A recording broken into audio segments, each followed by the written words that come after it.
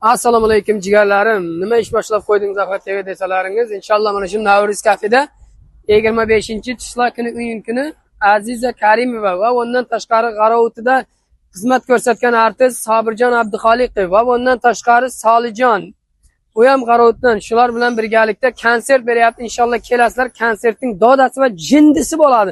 Mansurjon, siz Azizaga nima deb o'tgan bo'lardingiz? Shu konsertiga kelasizmi? Konsertiga обязательно kelamiz. Avvalambor ijodiga omad. Men qo'shig'i emas, o'ziga balichik bo'lib qoldim-da. Gap yo'q lekin. Muxlislarga omad tilaymiz. 23-da dedingizmi?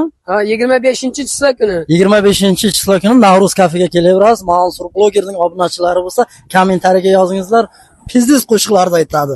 Sog' bo'lingizlar. Men Azizaning shuncha qo'shiqlarini eshitganman. Kechagi deb o'tkazgan konsertida hech damog'anim yo'q edim. Kechadan beri men uxlay olmay qoldim.